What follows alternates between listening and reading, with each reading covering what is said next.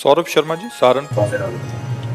राधे राधे महाराज जी, आपके चरणों में दंडवत प्रणाम। गुरुदेव भगवान, श्रीमद् भगवद गीता में भगवान श्री कृष्ण कहते हैं कि काम, क्रोध और लोभ ये 3 प्रकार के नरक के दरवाजे जीवात्मा त्रिविधम नरकस्येदम द्वारम नाशन आत्मनः कामः क्रोधः तथा लोभः तस्मादेत्यं त्यजेत्। महाराज जी, इन तीनों का त्याग कर देना चाहिए, परंतु इस भौतिक संसार में रहते हुए ये चीजें स्वतः ही जीवन में आ जाती हैं। महाराज जी, ऐसे में इस नरक से कैसे बाहर निकले? स्वतः विष आएगा, खा जाओगे?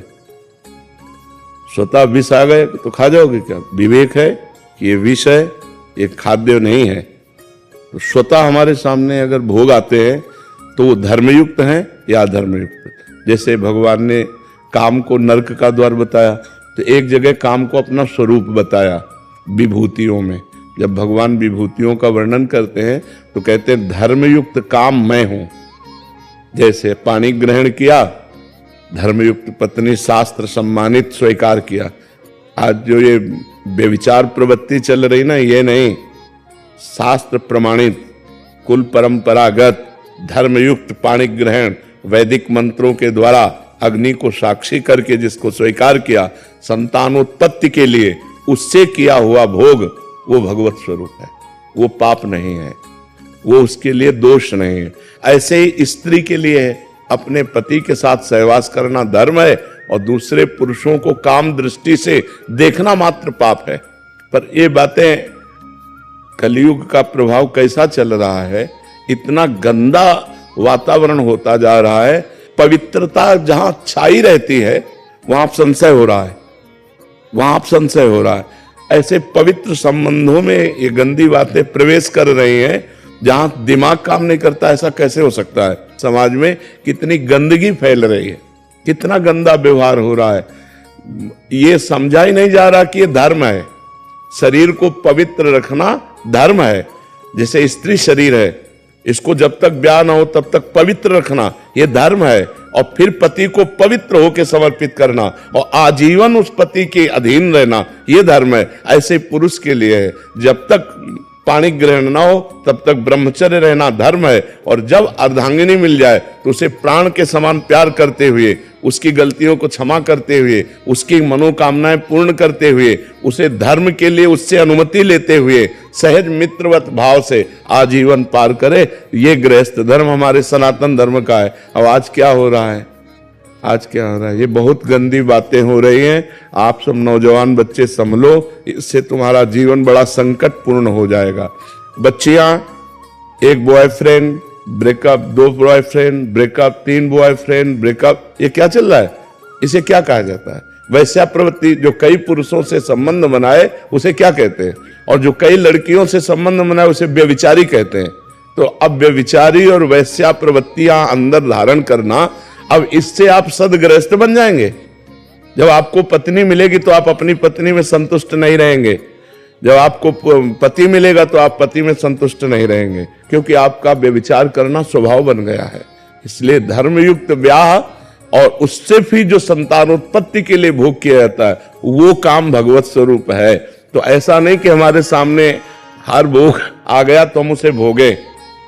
हमारे अंदर विवेक है, धर्मयुक्त भोग है तो उसे हम भोगे, धर्मयुक्त नहीं है तो हम उसका त्याग करें, नहीं तो हमें नरक जाना पड़ेगा। जो पर पुरुष से रति करती है, रौरव नरक कल्प सत्परे। पतिवंचक परपति रति करई, रौरव नरक कल्प सत्परे। जो अपने पति का त्याग करके दूसरे पुरुष से संभोग, वो सैकड़ों कल्प तक नरक भोगती है। ऐसे पुरुष के लिए लिखा हुआ है। उसमें श्रीमद् भागवत में पढ़ के देखो, जहां नरकों का वर्णन है। जो पुरुष दूसरी स्त्री से सहवास करता है तो वहां लोहे से तपी हुई स्त्री नरक में, और उसी का आलिंगन करवाया जाता है। और मरना है नहीं वहां, अब वर्षों उसी में चिपकाए रख ले।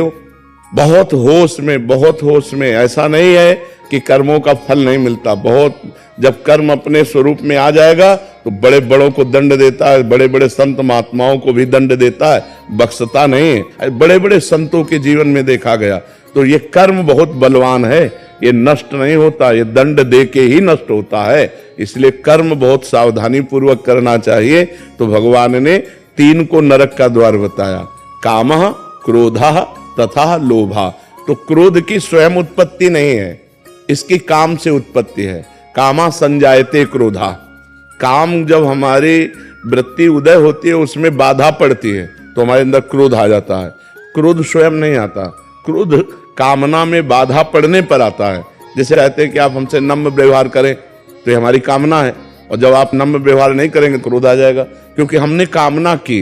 कामना अगर ना हो तो क्रोध की सत्ता ही नहीं है। तो कामना से ही क्रोध प्रकट हुआ, और जो लोभ है वो कामना से होता है। कामना पूर्ति होने पर लोभ होता है और कामना की अपूर्ति होने पर क्रोध होता है। तो मूल जो है वो काम है। इसीलिए भगवान ने गीता जी में कहा ये काम सबसे बड़ा शत्रु, इसको मार डालो अर्जुन।